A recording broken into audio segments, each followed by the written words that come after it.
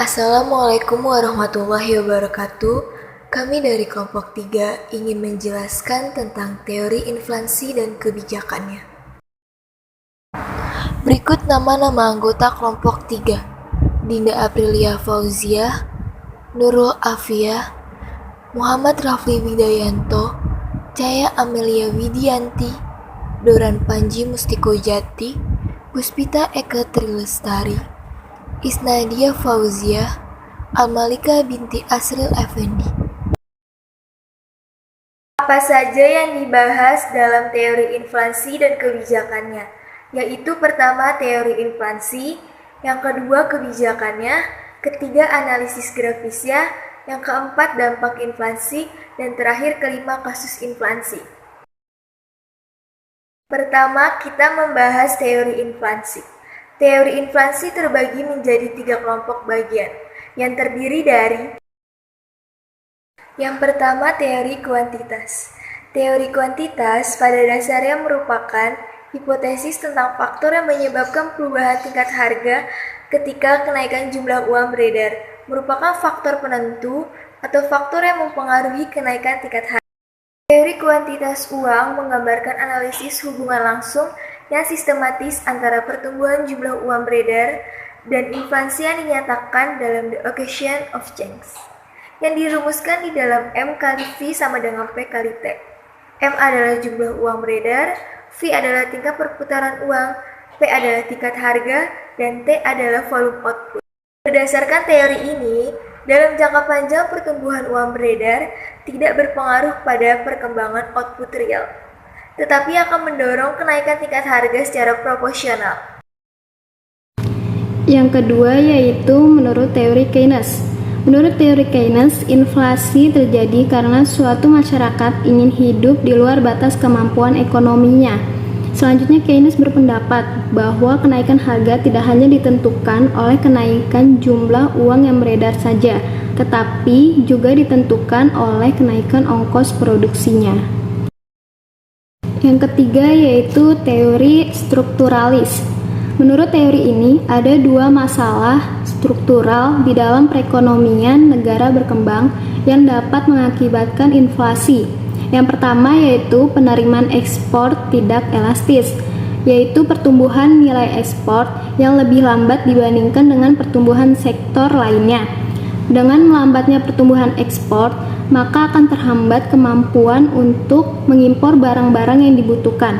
Seringkali negara berkembang melakukan kebijakan substitusi impor meskipun dengan biaya yang tinggi dan mengakibatkan harga barang yang tinggi sehingga menimbulkan inflasi.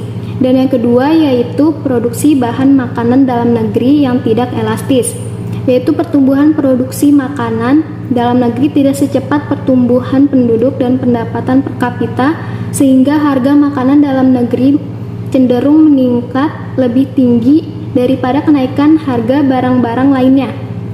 Hal ini mendorong timbulnya tuntutan kenaikan upah dari pekerja sektor industri yang selanjutnya akan meningkat biaya produksi dan pada gilirannya akan menimbulkan inflasi. Selanjutnya ada kebijakan inflasi. Inflasi dapat dikendalikan dengan kebijakan moneter, fiskal, atau kebijakan yang menyangkut kenaikan produksi. Kebijakan moneter ada 3. Yang pertama, cadangan minimum. Laju inflasi ditekan dengan menaikkan cadangan minimum sehingga jumlah uang menjadi lebih kecil. Yang kedua ada tingkat diskonto atau diskonto rate. Diskonto rate adalah diskonto untuk pinjaman yang diberikan oleh bank sentral kepada bank umum.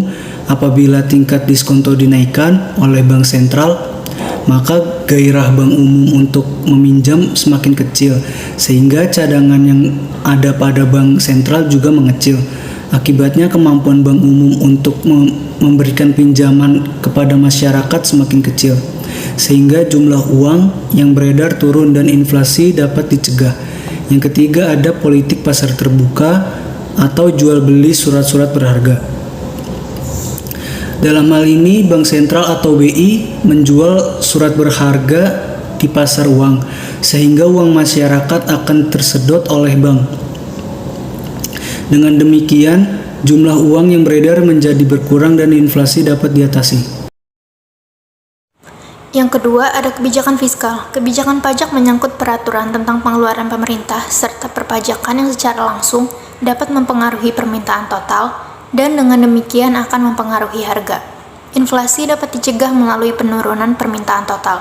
Kebijakan fiskal yang berupa pengurangan pengeluaran pemerintah serta kenaikan pajak akan dapat mengurangi permintaan total, sehingga inflasi dapat ditekan.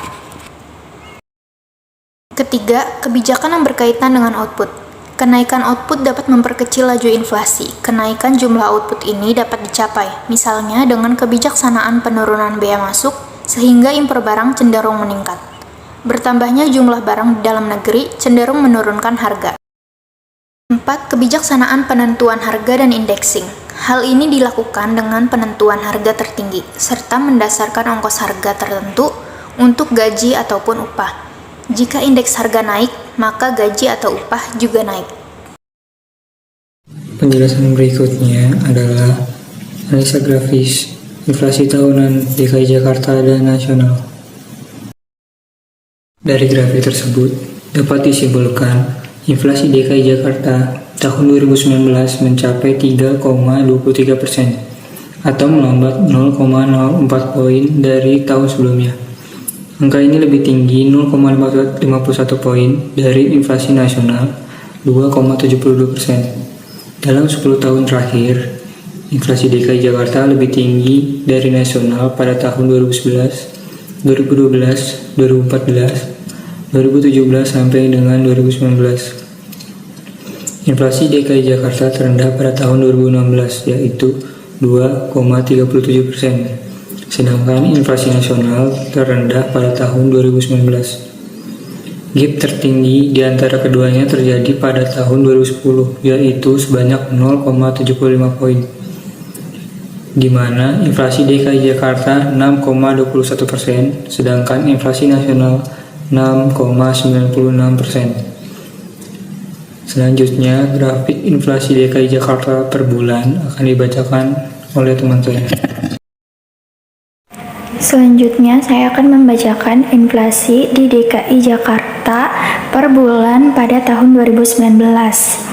Inflasi 2019 per bulan sepanjang tahun 2019, pergerakan inflasi cukup fluktuatif. Inflasi tertinggi terjadi di bulan Mei yaitu sekitar 0,59% dan terendah di bulan September yaitu sekitar minus 0,04%. Di tahun sebelumnya, deflasi juga terjadi di bulan yang sama.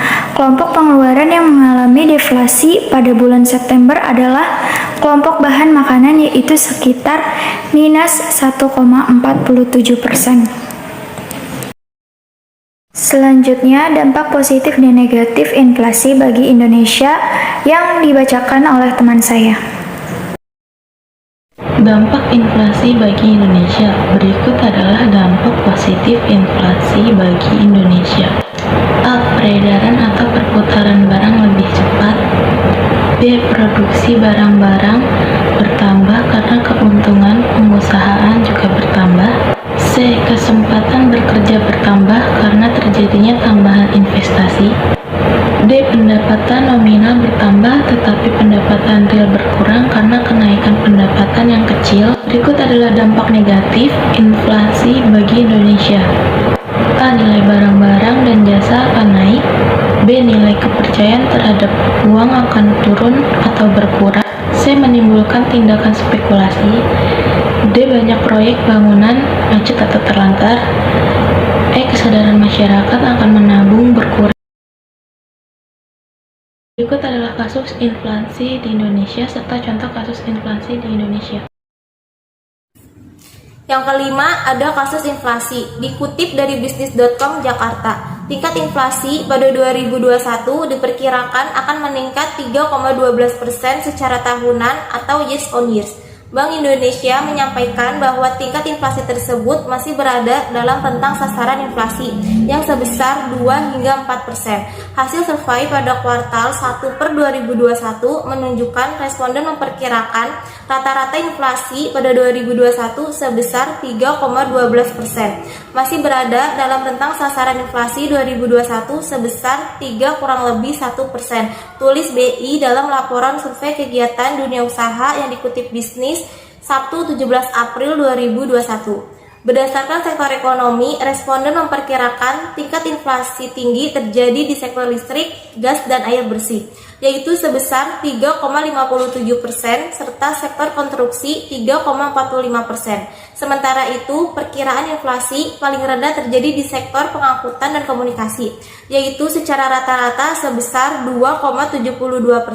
Pada April 2021, BI berdasarkan survei pemantauan harga juga memperkirakan inflasi akan meningkat sebesar 0,15% secara bulanan atau month-to-month. Dengan perkembangan tersebut, perkiraan inflasi April 2021 secara tahun kalender adalah sebesar 0,60% year to date dan secara tahunan sebesar 1,44%. Penyumbang utama inflasi hingga Minggu kedua April 2021 diantaranya komoditas daging ayam ras sebesar 0,09% MTM dan jeruk sebesar 0,04% MTM.